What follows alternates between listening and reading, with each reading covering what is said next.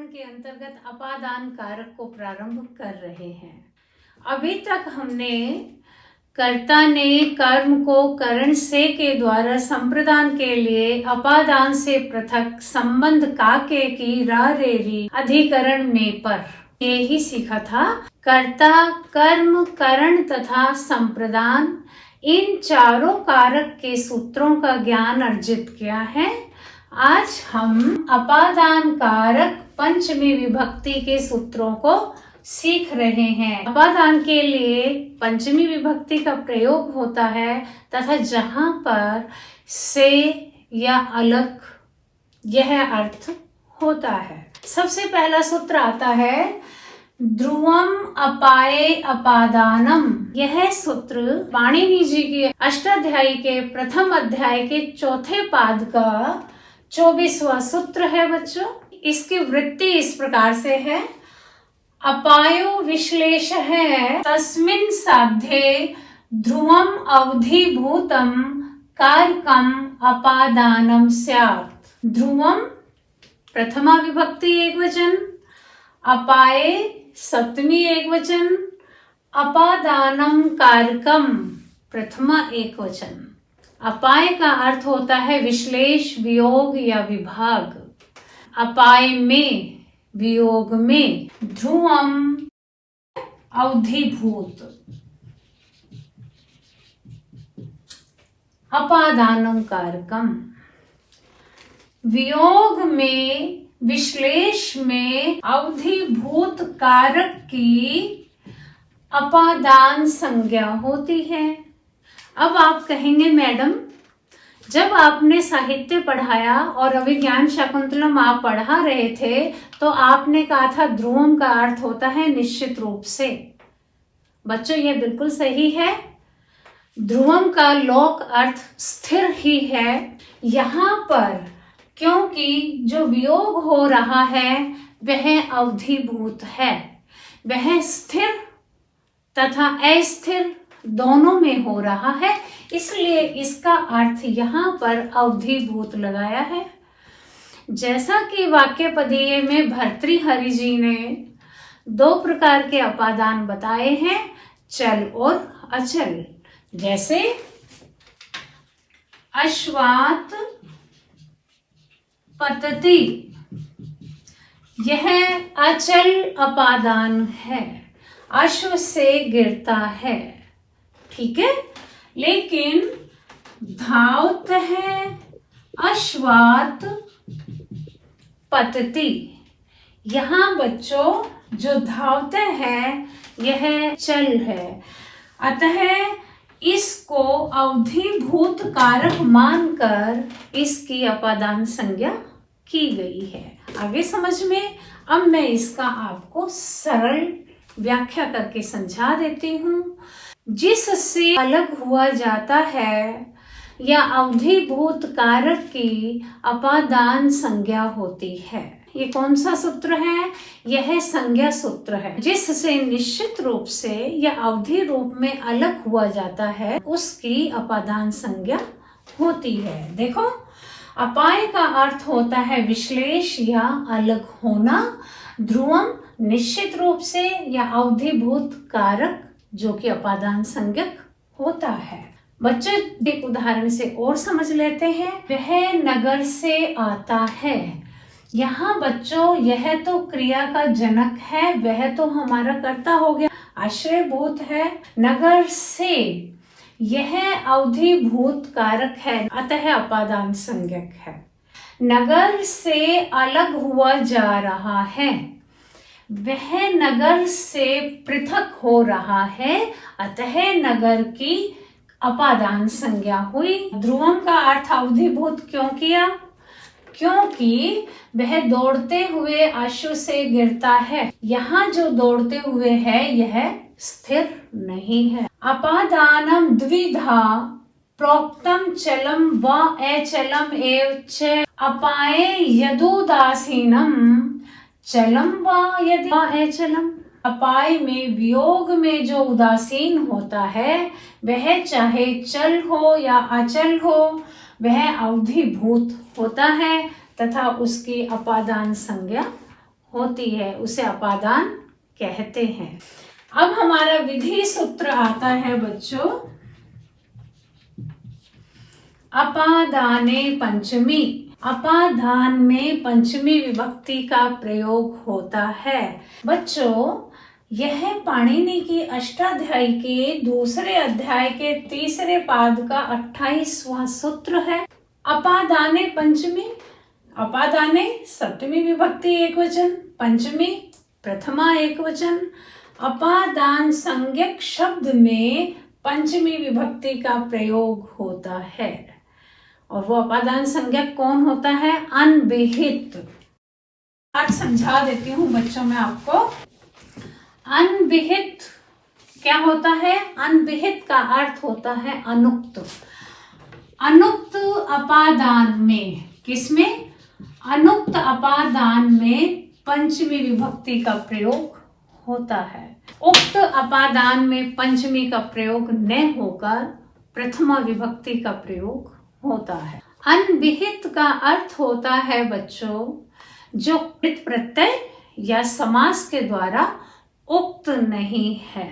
ठीक है, इसे हम उदाहरण से समझते हैं। पहले हम अनुक्त में पंचमी का उदाहरण करते हैं। जैसे वह महाविद्यालय से आता है। ठीक है, वह आता है, ये तो बच्चों आपको आ ही गए हैं। वह कर्ता, आता है क्रिया। बताइए कर्ता में कौन सी विभक्ति आती है? प्रथमा। क्रिया किसके अकॉर्डिंग होती है? कर्ता के अनुसार। अब हमारा आता है महाविद्यालय से। यहाँ बच्चों महाविद्यालय से अलग हुआ जा रहा है। यहाँ अवधिभूत कारक है जो कि अपादान संज्ञक है, से अलग हुआ जा रहा है। अपादान में अपादाने पंचमी, इस सूत्र से पंचमी विभक्ति का प्रयोग हुआ। हमारा संस्कृतानुवाद बना सह। राम शब्द की पंचमी बताइए। संस्कृत बहुत सरल है। राम, रामात। राम की क्या है? रामात। महाविद्यालय की क्या होगी? महाविद्यालयात। सह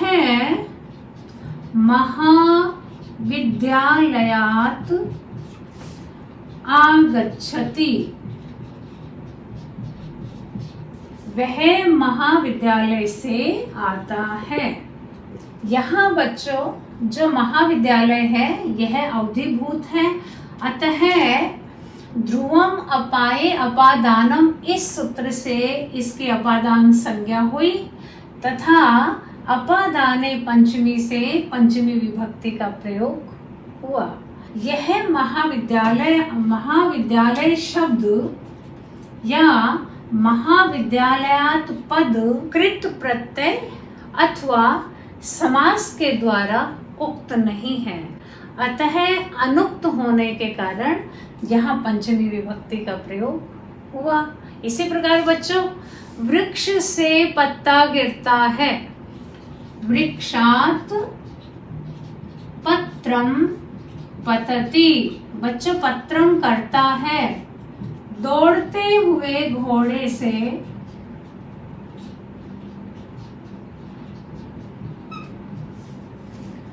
देवदत्त गिरता है।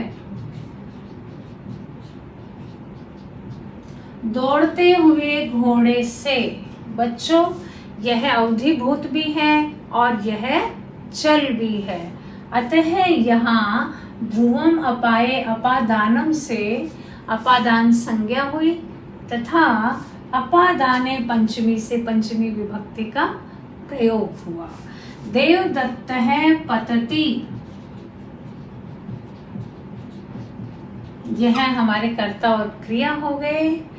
दौड़ते हुए कई बार समझाया है, ता हुआ ते हुए के लिए क्षत्रि प्रत्यय होता है। यहाँ हमारा शब्द होता है धावत, और धावत की पंचमी बनती है बच्चों धावत है। संस्कृत बहुत सरल है, बताइए आत्मन शब्द की पंचमी क्या बनती है? आत्मन है। सरित की पंचमी एक वचन सरित है। वाच की पंचमी एक वचन वाच है। पुंस पुंस है। धावत धावत है। धावत है। अश्वात अश्वात किसके समान बना? रामात महाविद्यालयात। धावत है अश्वात देवदत्त है पतति। यह हमारा अनुक्त अपादान है। उक्त अपादान में प्रथमा का प्रयोग होता है। जैसे उक्त अपादान में पंचमी विभक्ति नहीं होती। बिभेति अस्माद या अस्मात् इति भीम है। भीम है यह प्रथमा विभक्ति एक वचन है। क्यों बच्चों भीम है में प्रथमा विभक्ति क्यों आई है? यहाँ पर पंचमी क्यों नहीं आई? क्योंकि यहाँ भी धातु से ऊण आदि कृत प्रत्यय मक अपादान में किया गया है। मक का मैं शेष रहता है। भीम है इस प्रकार से बना तथा उक्त होने के कारण भीमः प्रथमा विभक्ति का प्रयोग हुआ। यह कृत प्रत्यय का उदाहरण है। अब हम समास का उदाहरण ले लेते हैं। उक्त में पंचमी का प्रयोग नहीं होता है। जैसे उद्धृतौदना स्थाली। बच्चों बहुव्रीहि समास पढ़ते हुए हमने यह उदाहरण सीखा था। निकाल लिया गया है भात जिसमें से स्थाली प्रथमा तथा विग्रह जब हम करेंगे तो इसमें पंचमी आएगी। वहां यह अनुक्त हो जाएगा। अनुक्त होने से पंचमी का प्रयोग होगा और उक्त होने से प्रथमा का प्रयोग हुआ है। यह समास का उदाहरण है। जैसे हम क्या पढ़ते हैं? उद्धृतम ओदनम यस्यः सा। कौन सी भक्ति है? यह हमारी पंचमी।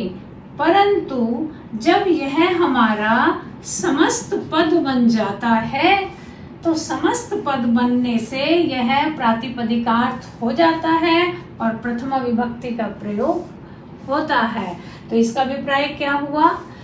उक्त अपादान में प्रथमा विभक्ति का प्रयोग होता है तथा अनुक्त अपादान में पंचमी विभक्ति का प्रयोग होता है।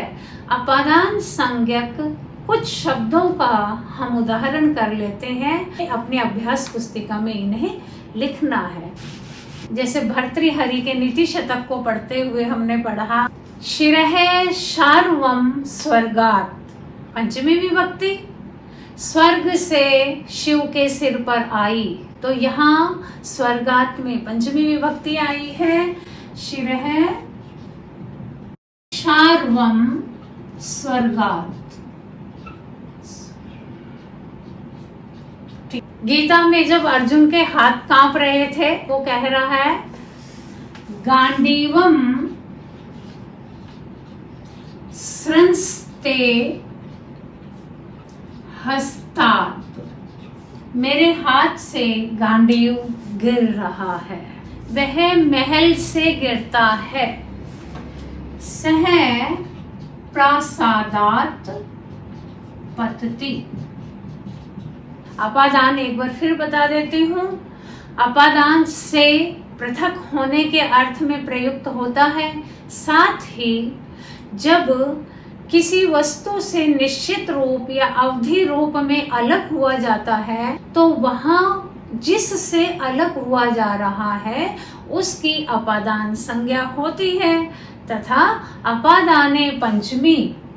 इस सूत्र से अनुक्त अपादान में पंचमी विभक्ति का प्रयोग होता है। तो इस प्रकार आज हमने सीखा। आज हमने अपादान कारक के प्रथम 2 सूत्रों को सीखा है। नेक्स्ट ट्यूटोरियल में हम इससे आगे के सूत्रों को सीखेंगे। Thank you.